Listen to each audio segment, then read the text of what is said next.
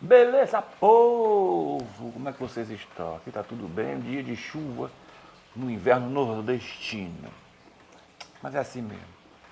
Ó, se você é novo por aqui, você se inscreve, toca no sininho para receber notificações, compartilha, dá like, faz o que você quiser, que aqui tudo é liberado.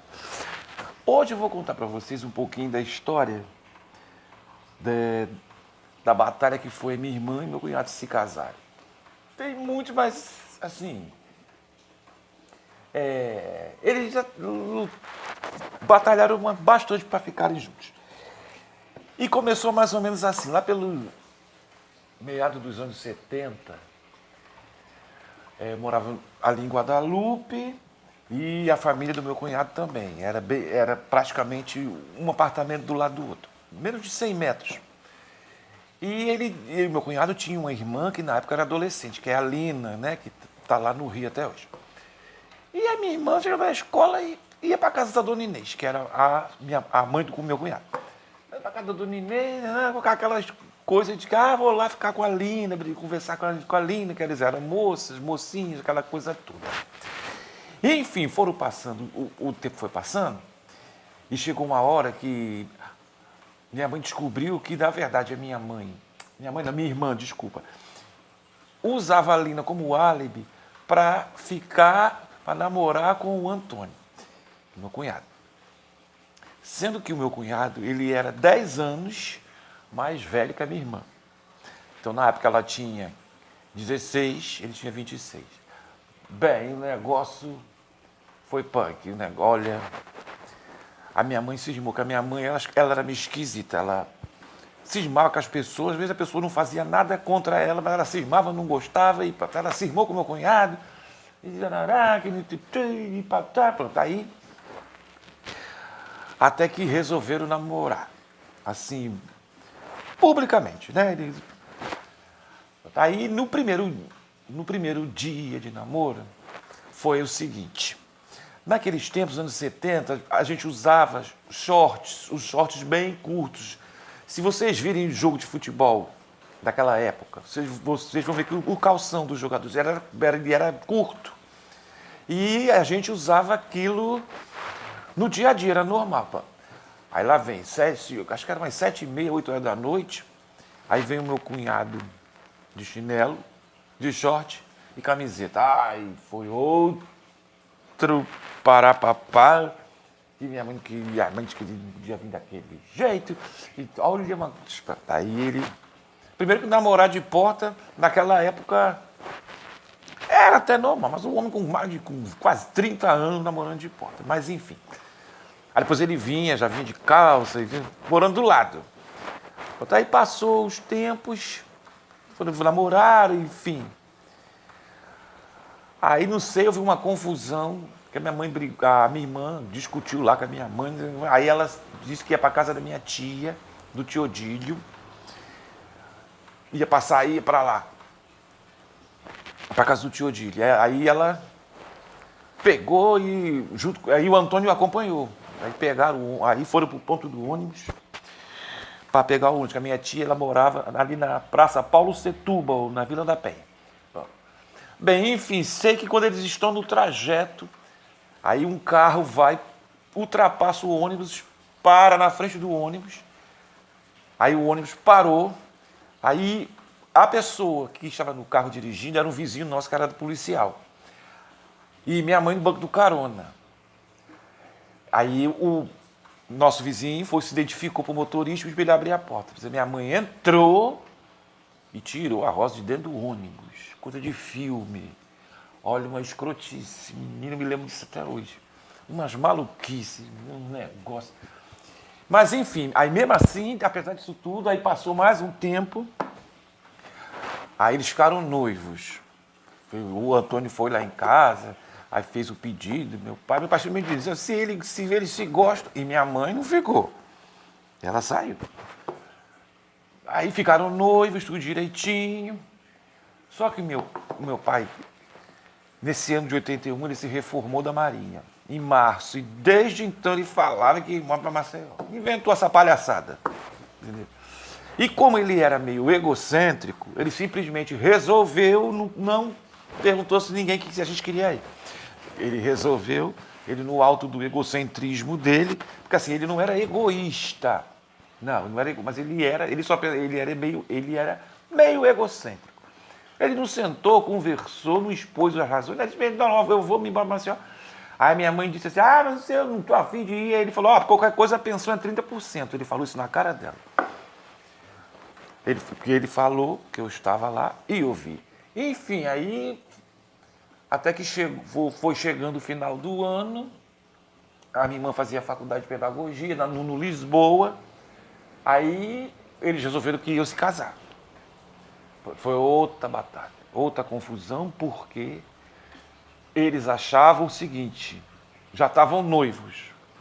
Então que a Rosa devia vir para Maceió, concluir os estudos para depois voltar para casar. Olha que maluquice, isso não dá certo, gente. Negócio de namoro à distância, não é nada à distância. Nem sexo à distância dá certo. Imagina, nem namoro, nada. Mas aí ela não quis, ela não aceitou. Aí eles foram, o que fizeram?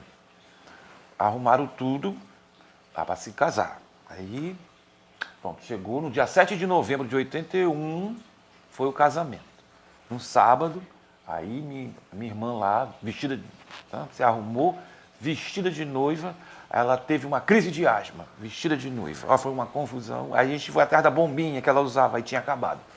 Aí minha mãe desceu, foi na farmácia, comprou a bomba, ela usou, aí ficou boa, aí o carro veio, ela foi e casou. Só que detalhe, nem o pai nem a mãe foram ao casamento. Eu fui, eles não, nem roupa para mim eles compraram. Aí eu tinha um vizinho, que ele está vivo até hoje, que na época ele era modelo de passarela, aí ele e a mãe dele me emprestaram um terno dele, porque a gente tinha a mesma altura, o mesmo corpo, aí ficou bom. Aí eu fui pro casamento. Então, aí teve o casamento na igreja de São Brás, em Madureira. Aí fizeram o casamento, tudo direitinho. Então, aí a festa foi na casa da minha vizinha, da tia Maria Heloína, mãe da Idê. O bolo, eu tinha uma amiga que estudava comigo, que a mãe dela fazia bolos para fora. Aí os amigos e alguns parentes se juntaram e pagaram o bolo. E essa mesma moça que fez o bolo deu os salgados. E os meninos compraram o refrigerante. Aí a festa foi ótima.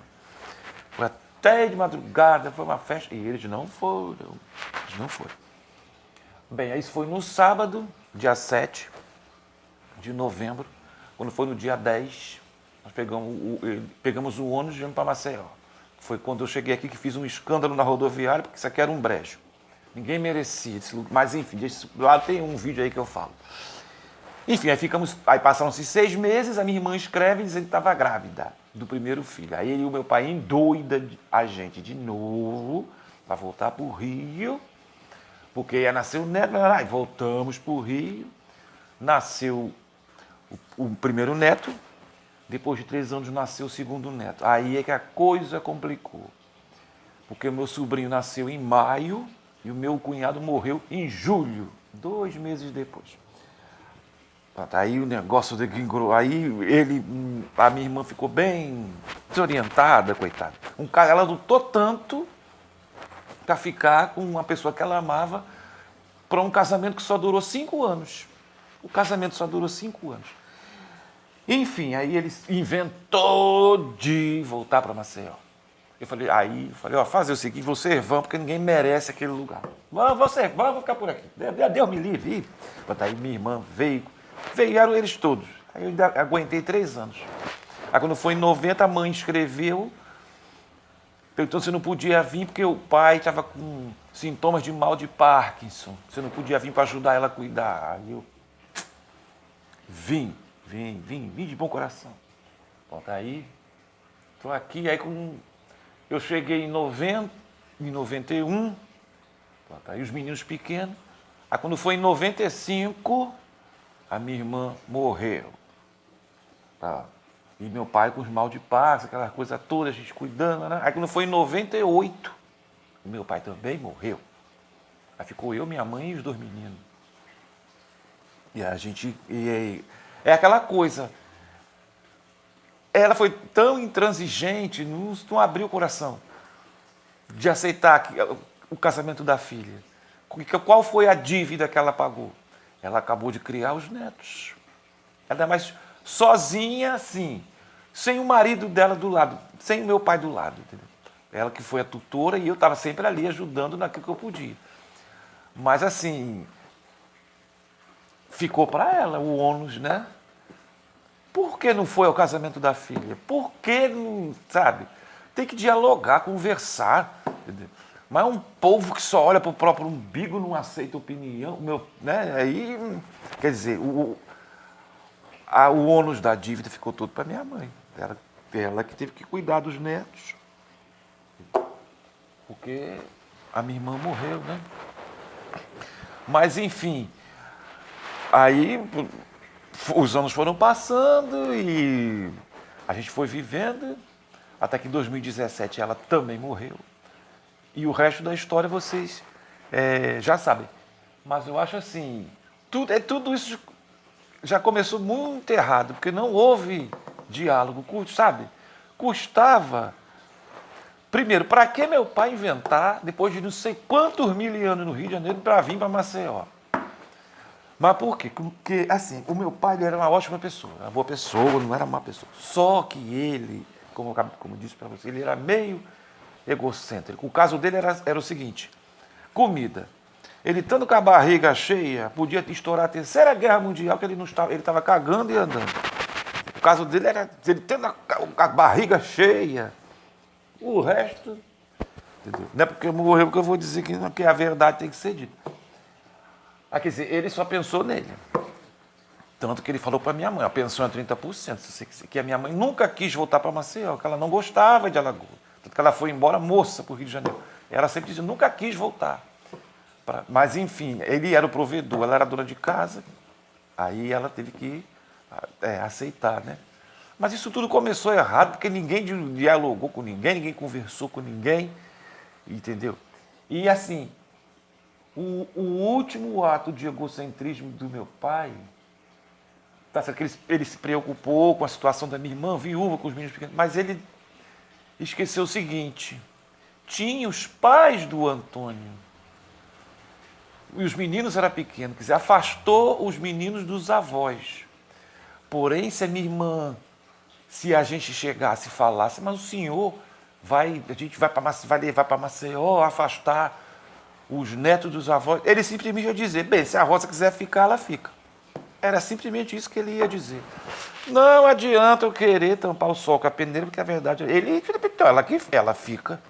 Era isso que ele ia dizer, que ele não se importava com a opinião da família. A questão era que ele era o provedor, então ele achava que podia fazer o que quisesse e foi isso, entendeu? Mas, enfim, vai se entender a cabeça desse povo, né? Eu acho assim que faltou diálogo, começou tudo errado. Entendeu? Porque ela lutou muito para ficar, ela casou, e o casamento só durou 5 anos, e no final das contas, quem pagou a dívida pela intransigência foi a minha mãe, que teve que criar os netos. Né? Porque o pessoal fala, quando morrer vai para o inferno. Não. Isso é tudo invenção humana. O homem que inventou esse negócio de inferno, vai fazer medo, não é nada disso. O que você faz aqui, você paga aqui mesmo. É aquela coisa, se você come no restaurante A, você vai pagar a dívida no restaurante B? Não. Se você comeu no restaurante A, você vai pagar no A, não no B. Entendeu? A questão é essa. Mas, enfim, que eles estejam num bom lugar, né? Parece uma coisa fria, mas é verdade, porque foi isso que aconteceu. Não vai inventando. Eu vi tudo isso, né? Então, eu acho assim, tem que ter diálogo, gente. A família tem que chegar, parar, sentar e conversar. Cada um expor sua opinião até chegar num acordo. Não um só, vou fazer porque eu quero, acabou, quem não quiser, fica. Entendeu? Aí acontecem essas coisas, né? Mas é assim mesmo. Faz parte. O importante que eu acho nessa história é que ela conseguiu casar com o homem que ela queria e ponto final, né? Durou pouco, mas pelo menos nesse tempo ela foi feliz e teve os filhos que ela queria ter. Então, para mim, isso que era o mais importante. Mas parar ônibus, com o policial parar ônibus, bem coisa de Adriana. Né? Adriana era o. Como dizem os alagoanos aqui, a gíria que tem aqui em Alagoas. Adriana era os pés. Era os pés. A mulher era punk. Não adiantou nada que a minha irmã acabou casando. Então, fazer o quê? Bem, gente, ó. Por enquanto é isso. Semana que vem estarei aqui contando uma outra história. Assim, de improviso, que isso aqui tudo é improvisado. E espero contar com uma presença de vocês. E dizer o seguinte, tudo no tempo de Deus, viu, gente? Não é no nosso tempo, não. Tempo de Deus. A questão é você saber esperar, né? Beijo, gente, tudo de bom. E semana que vem a gente aparece. Falou! Tchau!